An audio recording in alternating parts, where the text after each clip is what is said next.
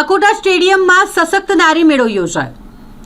સ્વદેશી અભિયાનને વેગ આપવા માટે આ ખાસ સશક્ત નારી મેળાનું આયોજન કરવામાં આવ્યું છે, જેમાં તમામ સ્વદેશી ચીજવસ્તુઓના સ્ટોલ્સ લગાવવામાં આવ્યા છે। અકોટા સ્ટેડિયમમાં આજથી આ મેળાની શુભારંભ કરવામાં આવ્યું છે ને જે આગામી 3 દિવસ સુધી ચાલશે।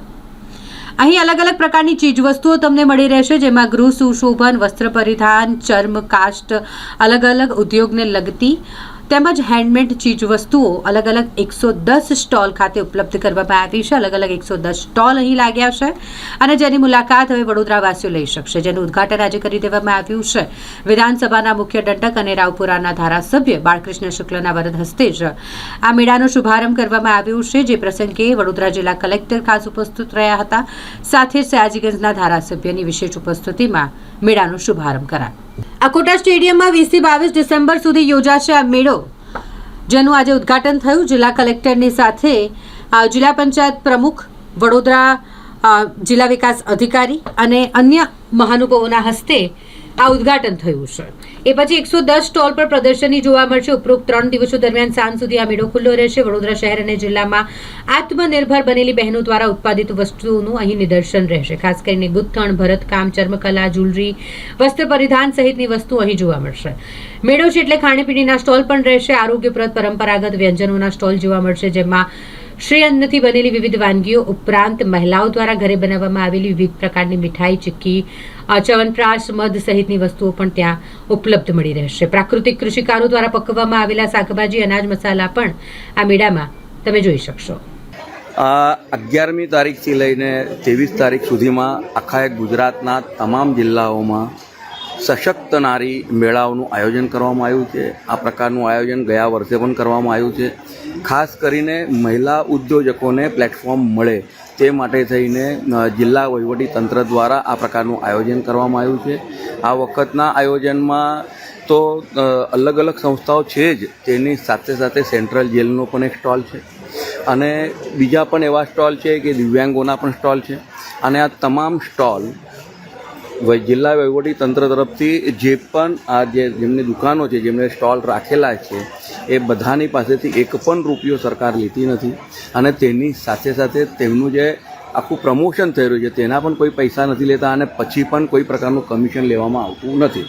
તો અને આ પ્રકારનું જે આયોજન આજે સૌથી પણ વધારે જ્યારે અહીંયા સ્ટોલ મૂકવામાં આવ્યા છે અને વડોદરા જિલ્લાની જે સંસ્થા છે, સ્વયંસેવી સંસ્થાઓ છે, સેલ્ફેજ ગ્રુપ જે છે, તમામ બહેનો જ ફક્ત આ જ્યારે આ કોઓપરેટ કરી રહ્યા છે ત્યારે એ ખૂબ અભિનંદનની વાત છે। અને આજે જ્યારે વડાપ્રધાનશ્રીએ 1 ડિસ્ટ્રિક્ટ 1 પ્રોજેક્ટનો જે કન્સેપ્ટ લીધેલો છે અને તેના અંદર દરેક ડિસ્ટ્રિક્ટની જે ખાસિયત છે તેને પણ ઉજાગર કરવા માટે આપણા ગુજરાત રાજ્યના માનનીય મુખ્યમંત્રી શ્રી ભૂપેન્દ્રભાઈ પટેલ સાહેબ તનતોડ મહેનત કરી રહ્યા છે। ત્યારે અને આગામી દિવસોમાં જ્યારે કે એટલે હવે આવતા અઠવાડિયે જ્યારે મુખ્યમંત્રી શ્રી અહીંયા આવશે ત્યારે વડોદરાને પોતાની આવી એક જગ્યા મળી રહી છે, અર્બન હાટ મળી રહ્યું છે, જેનું ટેન્ડર પણ એવોર્ડ થઈ ગયેલું છે, કામ સોંપાઈ ગયું છે અને તેનું પણ ખાતમુહૂર્ત થવાનું છે। આગામી દિવસોમાં વડોદરા શહેરમાં આ પ્રકારના સ્ટોલ સાથે, રેડીમેડ સ્ટોલ સાથેનું જે આયોજન કરવામાં આવશે તો મને લાગે છે ખાસ કરીને આપના માધ્યમથી તમામ નગરજનોને વિનંતી કરું છું કે આગામી 3 દિવસ સુધી જ્યારે આ મેળાનું એટલે કે ફક્ત પ્રદર્શની નથી, એનું વેચાણ પણ છે, ત્યારે એનો આપણે લાભ લેવો જોઈએ અને જે નારી શક્તિ જે કામ કરી રહી છે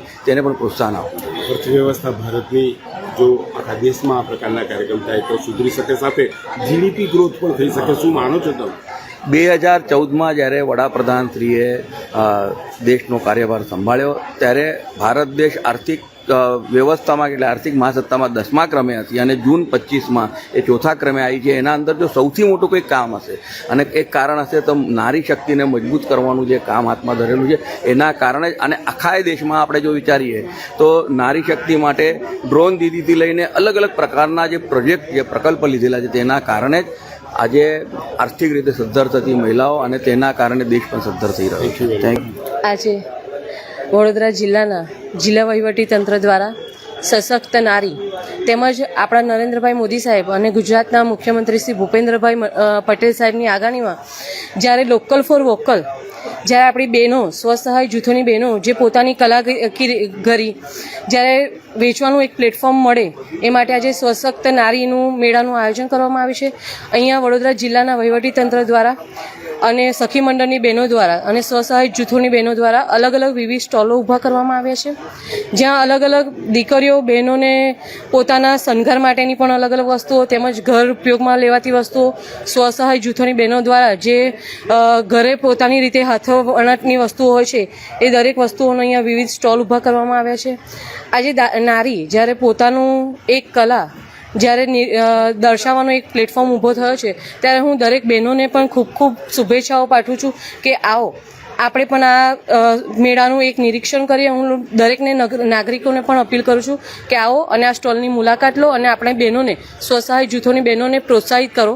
ફરીથી આપ સર્વે અહીંયા જે સ્ટોલ ઊભા કર્યા છે દરેક બહેનોને પણ હું ખૂબ ખૂબ શુભેચ્છાઓ પાઠવું છું. હું અર્પિતા મહેતા, મારો સ્ટોલ નંબર 9 છે. મારું અસાવરી હેર ઓઇલ જે 100% હોમમેડ છે અને કેમિકલ ફ્રી છે. તો જો ગવર્મેન્ટ તરફથી આ એક સરસ મજાનું મને પ્લેટફોર્મ મળી રહ્યું છે તો આનાથી શું થશે કે મારી આ હોમમેડ વસ્તુને હું માર્કેટિંગ કરી રહી છું. હોમમેડ વસ્તુઓ લોકોના ઘર સુધી પહોંચશે. એટલે આપણે જે સ્વદેશી અભિયાન ચલાવી રહ્યા છે એ સ્વદેશી અભિયાનનું ખરેખર આપણું ડ્રીમ પૂરું થશે. ઇવન વોકલ ફોર લોકલ માટે બી આપણે અત્યારે મોદી સાહેબ બધાને કહી રહ્યા છે કે તમે લોકલ વસ્તુઓ વાપરો, તમે સ્વદેશી વસ્તુઓ વાપરો. તો ખરેખર આ વસ્તુઓ ઘણી સારી હોય છે, હોમમેડ હોય છે. તો આપણે શા માટે બીજી વસ્તુઓ ડુપ્લિકેશન બાજુ જવાનું? તમે સ્વદેશી વસ્તુ વાપરો, એ ખરેખર તમે દેશના વિકાસમાં, ગ્રોથમાં તમે ડાયરેક્ટ ને તો ઇનડાયરેક્ટ તમે હેલ્પ કરી રહ્યા છો. Thank you.